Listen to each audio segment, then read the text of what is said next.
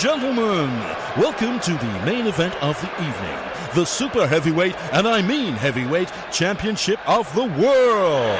In the cowboy hat, crutchless chaps and Ugg boots, please welcome to the ring, James the Killer Whale. And in the deerstalker hat and tweed jacket, please welcome to the ring, Peter the Hard Knot Hitchens. Gentlemen, if you're ready, let's get ready to rumble!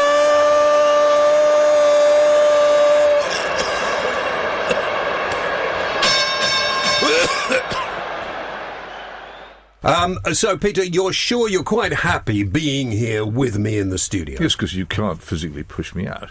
Well, no, I wouldn't actually physically. Well, exactly. Well, you wouldn't, but you couldn't. So there you are. It's not quite the same as being on the phone, is it? Well, that sounds like a threat, Peter. I'm not very happy with that. Doesn't sound like a threat. You know, you're asking whether I'm fit enough to throw you out, and I wouldn't even want to try. That's the right attitude. That's not very gentlemanly, is it? I don't know. No.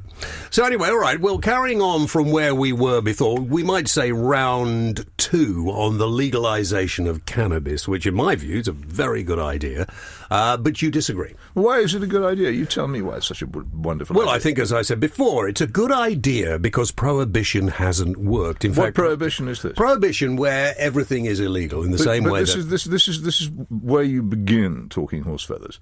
There is no prohibition in this country at all of cannabis. In 1994, John O'Connor, a recently retired head of the flying squad, pronounced that cannabis was a decriminalised drug in this country. 1994. In 1973, the Lord Chancellor told magistrates to stop sending people to prison for cannabis possession. By 1979, the Advisory Council on the Misuse of Drugs did a survey of people in prison for cannabis possession, and there were only 80, and only one of them was there for first-time possession, and he was on appeal. Right. It is a simple myth to say. Well, it's one could go on to the invention of the cannabis warning and all kinds of other let-offs, which mean that possession of cannabis is simply not punished in this country. There is no prohibition. It is a myth. Have you finished? I could go on. No, I know you could go on and go on, I'm sure. I'll leave it. I'll leave it to one side for the moment while you answer that. Where do I go? If I pop out of here, not that I smoke anything, I wish I could tell you I like the odd spliff, but I actually don't smoke, so it's difficult. But I understand lots of people do and continue to do it. So if I was a user, where would I go? I mean, you obviously know more about this than me. But can I go and buy it? I'm not a user. Can I buy it? For obvious reasons. Can I go and buy it legally? I believe it is quite readily available, yes. No, legally? No, not... Well, you said it's not illegal. No, I didn't say it wasn't illegal. It is technically illegal. I said that there was no prohibition. The law against it, which in theory means you could go to prison for several years for possessing it. Okay. And indeed have to pay an unlimited fine as well. That law is simply not enforced by the police or by the courts. Could I, because you are an exceptionally well-educated journalist and I am just a poor broadcaster. Oh, yeah. So could we kind of keep it easy to understand? So maybe prohibition was the wrong word. Maybe what I should say is that if it is something like alcohol or like various other things that people love and do them harm and perhaps they shouldn't have, perhaps we need to re-look at the drug situation in this country, because having drugs illegal, whatever term you want to use, Peter, I don't want to barney about words. It's not going to stop people using them. Words are our trade, and they mean things. Yeah, and but if you use a word such as prohibition, you conjure up in people's minds, quite deliberately in my view, a picture of Elliot Ness, played by Kevin Costner, or whoever it might be, or Robert Stack, if you're old enough, charging into speakeasies with an axe and smashing open barrels of beer and breaking bottles of whiskey, and generally giving a hard time to people who are drinking alcohol. To some extent, this is a true account. To some extent, a mythical account of an event which has absolutely no relation at all with the attitude of the British authorities towards the drug, marijuana, cannabis, dope, whatever you want to call it. It simply isn't anything to do with what happens in this country. Excuse me for going off at a tangent and making up stories to conjure pictures up in people's minds of people going in and smashing up whole rooms full of cannabis plants and throwing out the poor plants to die in the street a rather lonely and sad death. Now, you're excuse making me me cry. I don't want to make you cry, Peter. I want you to see do that actually there are all sorts of things that we do from... I used to be drinking coffee. I believe drinking coffee is very good for you now. Drinking alcohol, obviously, if alcohol was now just discovered, they probably wouldn't permit that to be on sale either. The criminality surrounding people who use drugs, cannabis in particular, but there are lots of other drugs as well. The police will tell you, and many police officers, particularly when they retire, which isn't very helpful, will tell you that they've got more important things to do than go around trying to stop this illegal trade in drugs. The police have a lot more important things to do, it seems to me, at the moment, than many of the things we would like them to do, and many of the things they ought to do. The police have become an organisation which reacts to crime after it happens rather than preventing it, and is increasingly uninterested in the problems of the public, and we know this. So we don't necessarily need to take the police attitude towards any crime as gospel on this matter. But on the question of legality, you quite rightly said that if alcohol were being introduced now and was illegal, and there was a campaign to make it legal, and we knew what we know about it now, and it was not in mass use, we would almost certainly fight very hard against its being made legal. We said we don't want the wife beating, we don't want the drunken scenes in streets, we don't want the families broken apart, we don't want we don't want men smashing up their own homes, we don't want all the misery that alcohol brings with it, and if we could prevent it by keeping it illegal, we would. But that opportunity has gone. Once one of the whole points of the whole point. Well, actually, it wouldn't work. We don't know that because we're talking about a theoretical position under which alcohol was still as narrowly used as cannabis is now, and was still illegal and could still be controlled, as opposed to what we have now, which is a drug which has been legal for millennia in mass use. You can't ban it now because legalizing drugs, as we discover with alcohol and as we've also discovered with cigarettes, is irreversible. And that's why the decision is such a serious one. If you've got something which is illegal, as cannabis is, and there is a campaign to make it legal, you have an opportunity not to make the mistake that we've made with alcohol and cigarettes. So to use the existence of legal alcohol and legal cigarettes as an argument for legalizing marijuana is to say we've got two legal poisons, which are disastrous, let's have a third, which I don't think any intelligent person could advance as an argument. That is an interesting point of view. Interesting point of view. It is. It's unanswerable. It is. It's not unanswerable. Well, it's you can't answer it. I can answer it. I'm going to answer it if you stop interrupting for a few moments. I'm going to answer it for you. I'm the master of interruption. The fact is that people use alcohol. I drink. Right? I drink. I have a couple of drinks a day. I'm quite old. It probably hasn't done me much good, but I don't beat up my wife, I don't get into fights, I don't smash things up, I don't cause any kind of public harm because I use alcohol, nor do lots of other people. Lots of people I know that use marijuana don't get into any sort of trouble, are not nasty. In fact, I would say the over effects of marijuana compared with the over effects of alcohol, probably marijuana would win. People don't seem to be quite as aggressive as some people get. You've made 2 points there. The first one is about not everybody who drinks alcohol beating their wives, smashing up their houses, attacking people in the street and committing violent crimes. Absolutely true.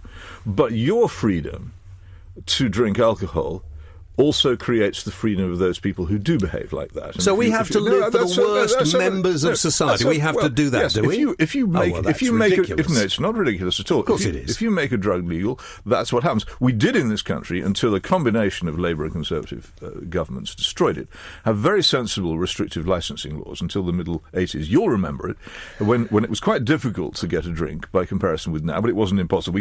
We didn't have prohibition. We had limits on it, and they much reduced the problems we've been discussing. You're an intelligent man, Peter. You know why that was... I know why that was brought in. That was brought in during the First World War. I know, exactly. And it was a big success, and a lot of people who think about it and who remember how things were then, who see how they are now, especially in most towns on Friday and Saturday nights, rather wish we could have it back. It was a sensible compromise between what we would have liked to have done and what we could do, and I think it worked extremely well, and I miss it, and I think it would be very nice if we could have it back. But that's part one. Well, the second thing is about let's answer that first of all. You made two points, and the other one was you made this claim, which is always made about marijuana being a peaceful drug. Well, there is an argument which can be said that some people, when they use it, do become sort of dopey and passive and acquiescent, and that has other implications as well. We'll come to those later on, no doubt. The point is not so much the effect that it has while people are using it, but the effect that it appears to have, with which it is increasingly correlated in, I won't say long-term, but in consistent use, which is not the result of immediate use, but the result of accumulated use, and which is permanent. And this is the correlation which you increasingly find between violent crime and the use of marijuana. And this correlation is most evident, oddly enough, in terrorist incidents. It's evident in terrorist incidents. Now you're talking rubbish. I'm not talking rubbish. Now you're in the realms of fantasy. You're now blaming terrorist attacks on marijuana. I'm not blaming. You can't blame terrorist attacks on marijuana. I'm not blaming terrorist attacks on marijuana. I'm pointing out simply that if you examine the Nice event, the Berlin event, the Charlie Hebdo event, the Lee Rigby event, almost all the terrorist acts in Britain, France, Belgium and Spain, you will find, if you examine it, that the perpetrators were people who had been heavy users of cannabis. This is not a question of blaming it. It's not a question of trying to shift the blame from one thing to another. You will also find the same thing with many rampage killings, nothing to do with terrorism, which take place in the United States, where there's no outward terrorist appearance in the events at all. And the reason why this is interesting is not because it's about terrorism, though there is an interest in that, but because terrorism, unlike you doubtless remember the days when most crime in this country was reported in the newspapers. Half my job when I started working on newspapers was going down the magistrates' court and writing about all the crime that had been committed. It doesn't happen anymore. The only crimes that the media now really look into are spectacular ones, such as terrorism. And that is why it's interesting that in this particular subset of violent crime, the use of marijuana by those convicted or those found to have been taking part is very, very high. So the simple point about this is not trying to excuse anybody for any act. It's to make the point that the idea that cannabis is of itself a peaceful drug is not actually sustainable in the face of the facts. It isn't one. Probably you find most of the people who commit terrorist acts like a drink or smoke a cigarette, depending upon who they are. But let me come back to in some cases, yes, in some cases, no. The interesting, consistent thing in these events is the use of mind-altering drugs of one kind or another. Marijuana is a very common one. What do you use to make you relax? Do you drink a lot? I drink very little, but it isn't a virtue. It's just a drink has never agreed with me. I get hangovers that last for 48 hours. But as a result, I drink hardly at all. A small glass of wine a few times a week. That's it. I was brought up in a pub. My dad was a publican, and he actually did fall out with the brewery because his pub was in central London, and he didn't want to open after 8 o'clock at night because he was in the city when everybody gone home. In fact, they more or less changed the licensing laws. And it didn't really make any difference. The only problem he had with lunchtime closing was an evening closing as well at the weekends. When people, when they knew they had half an hour, would drink as much as they could and load up their tables before they went on their way. One of the problems now we have that we didn't have then about alcohol is that you can go into a supermarket and you can buy alcohol incredibly cheaply, and a lot of people do, and then they go and get drunk. The problem with towns and cities, which have become in many cases no-go areas, now the problem there is that if my dad had people behave like these people do on the streets now, he'd have had his license taken away. Right. And what happened? It was quite right. And when the Salvation Army used to come in and try and sell the wool cried, throw them out. He also wouldn't have anybody in there who was drunk.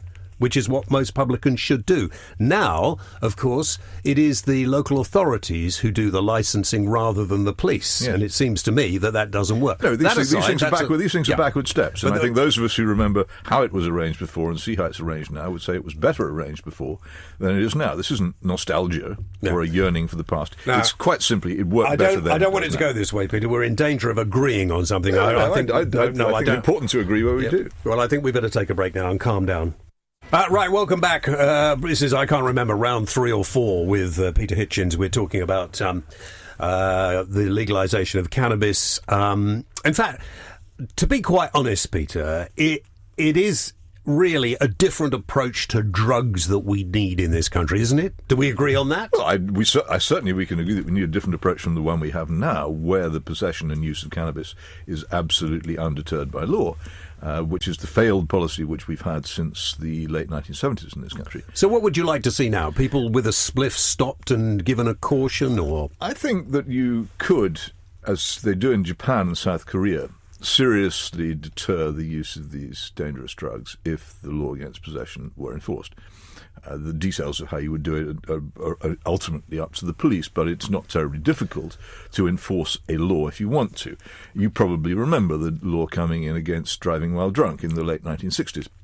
It took about 3 months of television advertising combined with serious enforcement by the police for people to get the message that from then on it was a bad idea to drive a car when you drunk over a certain level of alcohol, and drunken driving decreased dramatically. They didn't have to prosecute every drunken driver in the country. They prosecuted a few. It got good publicity. Everybody sooner or later knew or had heard of somebody who'd been prosecuted, and so people changed their habits. That's all you need to do. Okay. Same with seatbelts. The same could be done. But it hasn't. If we enforced the law, which we don't, but we did. Against texting while driving. Yeah, but if the police would enforce that law, people would stop doing it, but they won't enforce it. No idea how anybody can text while they're driving. I find it difficult enough sitting at a desk doing it. They can't, but they crash into people while they're doing it, as we so often see. Right, the law could be enforced and it would change. Yeah, Peter, it didn't change. It hasn't changed, and successive police officers. What didn't change? Sorry. When it was very, very dangerous to smoke a spliff in the street, it's always been you could get arrested. When was they used that? to come down. I don't know. I don't smoke it, but people tell me who did. Well, tell me when it was. Well, I'm not going down that road with you. Under what law? I am what not police forces? You know perfectly well that anybody was caught in possession of cannabis, they'd be taken in, they'd be questioned. I don't know that, actually. I'm interested to know when that was, because the current situation is a few years ago, what was then the Association of Chief Police Officers, now the National Police Chiefs Council, introduced, without consulting Parliament, a thing called the cannabis warning. By which they decided unilaterally that in future they were not going because they couldn't enforce the law. People were still using it. No. People were very frightened of being caught with drugs. Didn't enforce the law. They're not as frightened now. Who were now. these frightened people? Oh, well, look, people you can't just I'm not going to name every... You're being ridiculous. What were they frightened of? Well, they were probably frightened of getting into trouble, as anybody would be if they were texting on their phone or they were... You know exactly what I'm talking about. I do know exactly what you're talking about, and I would maintain that since the early 1970s, when Lord Hailsham, that well-known Trotskyist revolutionary, told the magistrates to stop sending people to prison for cannabis possession, that the law has effectively been empty. And what's happened since is that the police themselves and the courts have taken this message over and over again to mean that actually the formal crime of cannabis possession, which is still on the law books of this country, isn't one which is prosecuted or taken seriously. The police first of all introduced the cannabis warning, under which you could be caught in possession of an illegal drug by a police officer and nothing whatever would happen to you. And the next stage came on when numbers of police forces openly announced, and one thing particularly of Durham and Bristol, openly announced in recent years that they were not even going to pretend anymore. This isn't They've getting us stopped pretending. Anywhere. There is no effective law. There is not getting us anywhere. What happened at Notting Hill Carnival? If you are drunk in the street, you deserve to have the full force of the law thrown at you. If you are going around smoking dope and falling in front of cars or causing people harm, you need to have the full force of the law thrown at you. But what I'm saying is that in a society where people want to do certain things that are not harming other people, never mind it harms themselves, unless you're going to tell us what we're allowed to do to ourselves or what we're not allowed to do to ourselves, and that's a different story. Surely it will be a lot easier to allow people, as long as they behaved properly, they don't get into anybody else's, otherwise you're going to ban smoking cigarettes, you're going to ban drinking alcohol, you're going to ban doing anything that might hurt somebody. There are many people who if cigarette smoking, as we discussed earlier, and alcohol drinking were at the level of use that they are in Britain now and were illegal, there were many people who would undoubtedly argue to keep them illegal, and I think it would be a very good thing if we were able to reduce cigarette smoking to the level that cannabis smoking is at in this country by use of the law, because it's why? Because the people want to kill themselves, let them do it. Why do we want to stop them doing that? And surely it's a free country. I hesitate to mention this, but do you not notice that many of these people who kill themselves have families?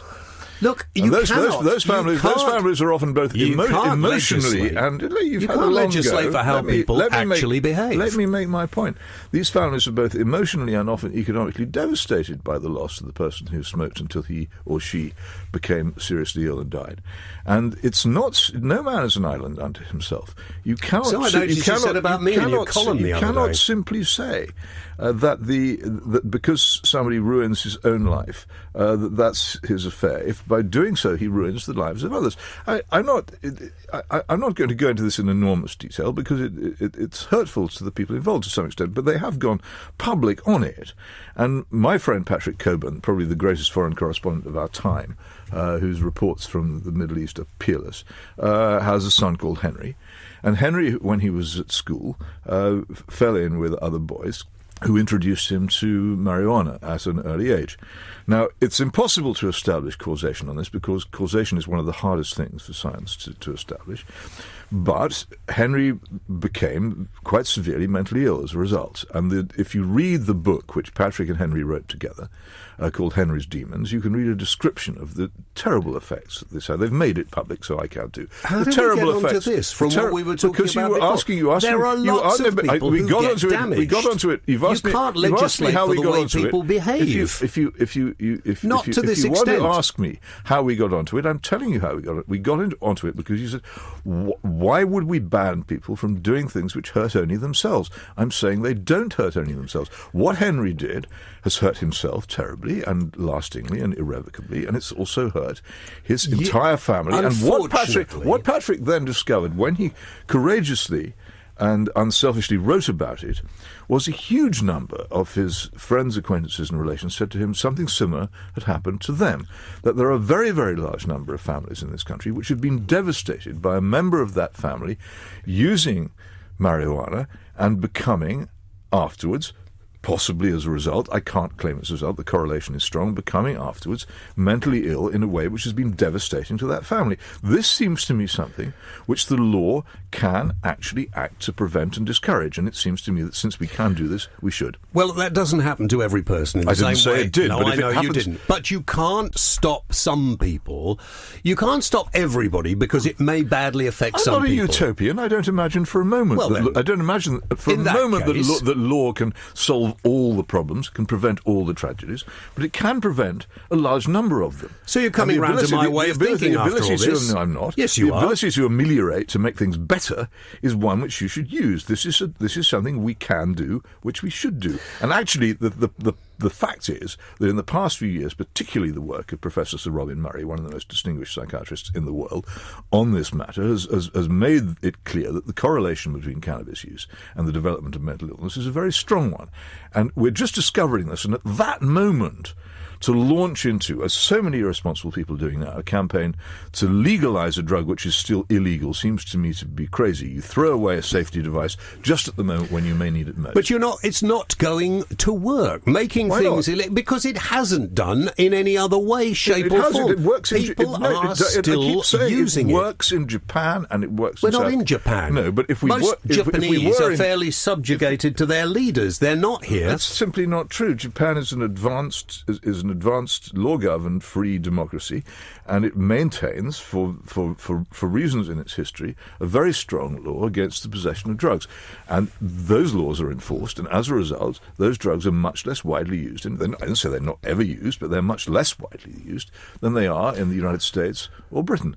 And we're not that sort of culture. We are not going to live that way. We were that sort of culture when we enforced our own laws. Before the late 60s, when the laws against cannabis possession were enforced in this country, use in this country was much lower than it is now. After the law was eviscerated, which it was in the 1971 Misuse of Drugs Act, in a very clever way, after the law was eviscerated and after Lord Helsham told magistrates to stop sending people to prison. Using these long words I don't understand, but basically in the 60s, in the late 60s, the law... Lots of people use lots of drugs. Lots of those people like are as much as now. Well, no, I would agree with you, but there are more people around now than there were. You would simply not find, one of the big barriers that's been crossed in recent years, which is relevant to what I was just discussing about Henry, is that the age of people who take these drugs has gone down. So you actually find school children, 12, 13 and 14. That is a worry, I agree with you. And it's particularly important because that is the age at which the brain is unformed and most vulnerable to the dangers which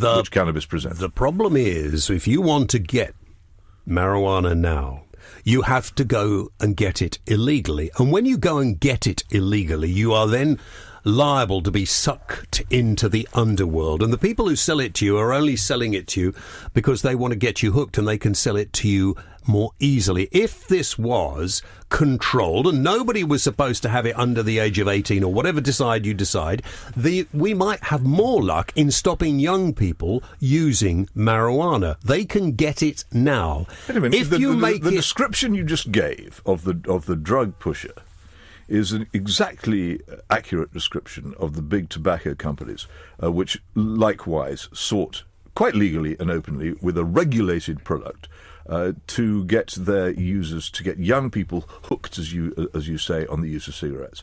There is absolutely no reason to suggest that if cannabis became legal, then this wouldn't happen. Proposition 64 in California, the billionaire-backed campaign for legalization of cannabis in the I think the largest state of the union, is a very long document, and it contains provisions for advertising.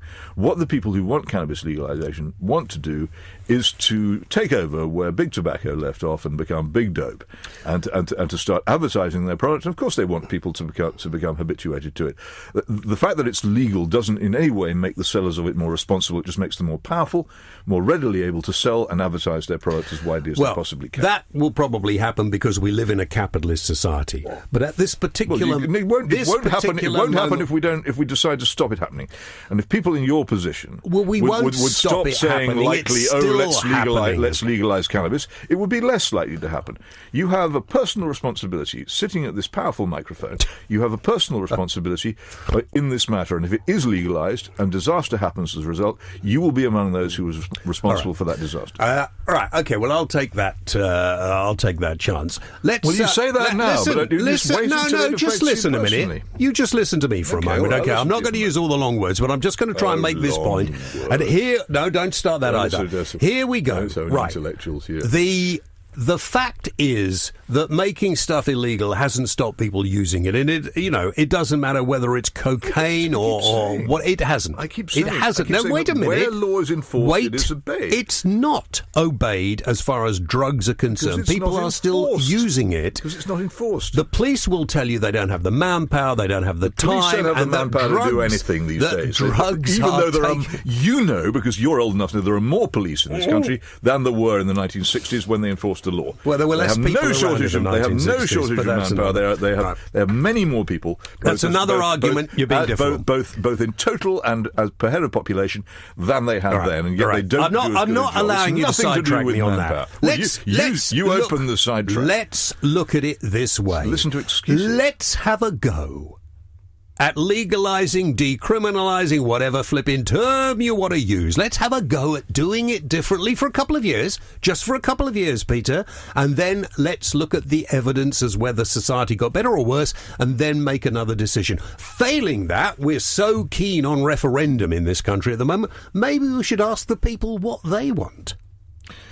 Well, you could advocate either of those things if you like. The problem with legalization of any drug is that once it's been made legal and the state has actually said that this thing can be legal, it is pretty much impossible to reverse it. Experience shows it's an irreversible step, and we shouldn't have any doubt about that. The other thing is that if, as in this country and as in most jurisdictions where the drug has either been legalized or semi-legalized, such as Colorado in the United States, there has been a long period during which it has been semi-legal beforehand, so there won't be a sudden jump. Though, interestingly enough, reports are coming in from Colorado of a very, very considerable increase in the number of people caught driving while under the influence of drugs, which seems to me to be a very dangerous third-party danger from this drug of the kind which you, since you say it's a the drug is going to be as even after a couple of years this is happening in Colorado. You know perfectly well that leaving that aside, driving in this country is looked at. I'm against. So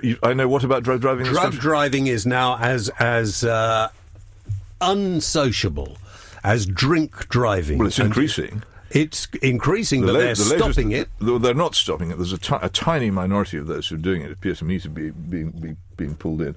But the numbers of people being convicted for it are very high, and that seems to me by comparison with what it used to be, that seems to me to suggest there's probably a very large number who are not being detected. Certainly, as a cyclist who rides on the streets of this country, I would say that the behaviour of an awful lot of people suggests that there is drug driving going on.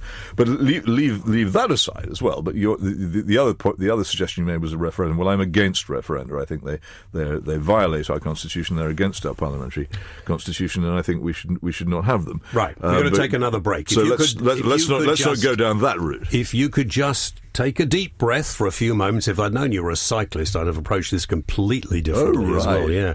Let's take a break. Right, welcome back. Round 3. This has got to be the final round, but I'm not going to walk out of here until he's on the floor. Nowhere near the floor. And it doesn't seem to be going anywhere near that way. I now find out that Peter Hitchens is a cyclist as well as everything else. You'll be telling me next you voted for Brexit. I didn't vote in the referendum. I took no part in it, and I didn't vote. Right, well, that's I'm in favour of leaving the European Union, but I regard Brexit as just an unpleasant word for a nasty laxative breakfast cereal. It wasn't the way I would have chosen to leave, and it's not working out too well for. No, it isn't, is it? Really, but that's another one we. It is another one which we don't want to get mixed up with now. No, right. I'm just so if you've just joined us, you're wondering what's going on. Peter Hitchens, of course, columnist extraordinaire. In the Mail on Sunday, broadcaster, bon vivant, I suppose. I imagine you'll call that occasionally. No, I wouldn't say so. Well, they never ask you to go and pay you lots of money to speak after dinners? Well, actually, I don't do that. Oh, well, there's a job. Maybe we'll talk about that. I don't do that. No, I don't fancy it. If I speak, I do it because I want to, not because somebody is paying me for it. Right, we're talking about cannabis primarily, and there was a move recently. There's always a move, of course, saying, well, drugs, the legality of drugs isn't working. The police say they really would like to have a different approach, although they don't make it too public. A lot of politicians... They don't? No, they What was all that stuff with Brian Paddock a few years ago? Well, yes, but they do it after they've left. And what about the chief? No, they don't. The Chief Constable of Durham openly says that he's not interested in pursuing. Well, it's not the Chief Constable. I think you'll find it's the Police and Crime Commissioner. It's is both. it? Okay, I Mr. met him. Ron Hogg. I've argued with him about it. Yeah. But some of these people might be right. It might not necessarily, Peter, be that you are always right. I mean, often right, I'll give you that, but maybe not always right. So I come back to this. Perhaps we're just going to sit here arguing like a couple of old fogies. Perhaps it's not up to us. Perhaps it's up to younger people to decide the way they want their lives to go. Well, I don't see any reason why it shouldn't be up to older and younger people together. It's the older people at the moment who are having to take the consequences of those young people who've used the drug and who have subsequently. I think, is a word you need to put in there. Subsequently, those who have used the drug and who, in some cases, have become irreversibly mentally ill. It's the older people whose taxes pay for the care of those people who are permanently now in locked wards following long-standing use of cannabis. so they have some concerns. I find that when I go, as I frequently do, to universities to debate this, that I find a very receptive audience among young people once they hear the arguments against legalization, which they so seldom do, because most of our broadcasting is dominated by people who believe in it. Because in my time at university, in the early 1970s and the late 1960s before then, there was an awful lot of campus drug use, and many of the people now in positions of influence and authority in this country used drugs in that period and are at the very least compromised about the subject. They feel hypocritical being against it, and they allow their children to use drugs at home. And I would say that to some extent our society is corrupted by this, that there are many people in this country who ought to know better, who've used drugs themselves and who allow drugs to be used in their homes, who have far too much power and influence over this debate. Okay. Young people who will be the ones sacrificed on the altar of marijuana legalization have, of course, are entitled very much to a say in not being sacrificed on that altar. And many of them, when the case is put to them, will come back and say, yes, actually, I quite see your point. And many of them also know friends whose lives have suffered, whose academic work has failed, who've become, in many important ways, less than the people they were, following substantial drug use. And they see this around them, and they're worried by it, and they're left in a vacuum by adults who airily say, oh, let's go ahead with this. This is fine. Let's take away all the safety nets. Let's leave you to sink or swim in a world where drugs are freely available, advertised and sold on the street. I was not lucky enough to go to university. No, I'm being silly. I didn't want to go to university, and I don't regret it one iota. I have taken part in debates both at Oxford and Cambridge, like you have, in different things like this. And I don't see any reason to assume. I didn't take drugs. I don't take drugs. I don't smoke. I do like a drink. Okay? I don't see a lot of other people in the media talking about this. I see a lot of the media shying away from it. I am concerned that law and order is a problem. Now, you say we've got loads. Who do you see shying away from it? I see a lot of people shying away from it. Well, give people me an example. I can't think of anyone in particular. Not a week passes when a certain license fee. Not a week passes when a certain license fee financed broadcasting organisation doesn't run uncritically some alleged report or other from some body or other that's calling for the legalisation of cannabis. Maybe we should get rid of all these organisations who bring out bloody reports all the time. Well, it's interesting, nonsense. Isn't it? But the organisations are often respectable organisations which have been captured by this lobby. I'm not. Who's next? Is it going to be the Mothers' Union next? I am not part of it. They keep on coming out and saying... Don't you dare. And the BBC will always... Don't you dare criticise the Mothers' Union. I'm saying maybe it will be the Mothers' Union next. Look, don't rule it out. It's one after another. They keep on being taken over by these lobbies, and they are very respectable organisations, and out they come with let's legalise cannabis, and however obscure the organisation, the BBC will run it. Right. And the idea that they're shying away from the subject. We're not the BBC. The idea that they're shying away from the subject is nonsensical. The subject is shied away because the amount of people who said, hang on, look, I don't want to lecture about not using the right word again, but prohibition, not making it legal, whatever you want to say, hasn't worked. It isn't working. But police are fed up with it. I've dealt with that. No, you not listen to what I said. Dealt with it at all. I have. I've pointed out to you that there is no such thing. Right. It's not. Nobody is trying to prohibit the consumption of cannabis by let's not go back over that. Right. Well, it's important because what is the source? You can't go and buy it in the shop, can you? No, you can't buy it in the shop. But that is the objective. Are you upset about that happening? That is the objective of the big dope lobby. That is what they want to happen. Their current target, the reason why you can't do these things is this country is bound by international treaties to maintain on its statutes laws against drugs. And the laws are there on the books; they're just not enforced. Let's try something different. Let's try a different way. Until the drug was legalised, you could not sell it on the street or in a shop on the internet. They can't tax it, which many politicians want to do because they're desperate for tax money, and they couldn't advertise it. The real difference which legalisation will make is in the open commercial sale and the advertising and the taxation. And that's where it will really change. where the various American states have begun to legalize it, of course, the taxation has moved in, and also billionaire investors have moved in. And Wall Street Journal is full of stuff about how marijuana is a really good investment these days. Peter, we're running out of time. It's always a problem. Can we agree? Yes, it is always a problem. Can we agree to try a different way? Would you like just to try a different way? I'd love to try a different way. I'd love to see the law being enforced. Well, that would be a different way, but it hasn't been enforced for 40 years. All right, I'll do a deal with you. Let's enforce the law like it should have been enforced for 2 years. And then let's decriminalise it or legalise it for 2 years. This is just playing games with people's lives and minds. Either you understand that this is a dangerous drug, which it has been falsely propagandised as soft for a very long time. It's not at all soft. It's the effect it can have on people is, in some cases, disastrous if correlation is anything to go. How did it affect you when you tried it? Not much, because I'm not a smoker.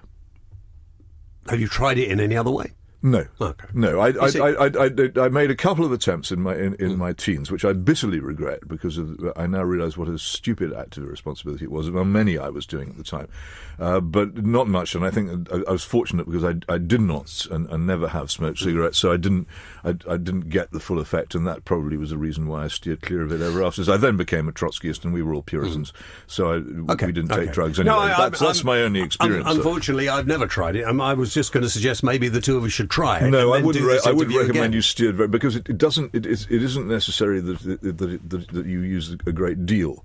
The correlation is with use. It's not necessarily with constant or intensive use. And it could be that you were one of those people in whom it triggered reactions which would then ever after be with you.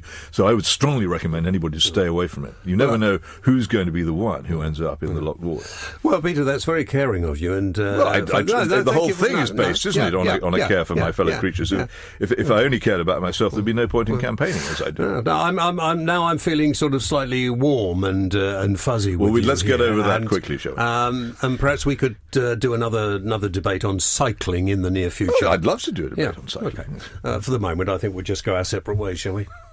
Me on my bicycle and you in your, 4x4? Yeah. My Chelsea tractor. Yeah.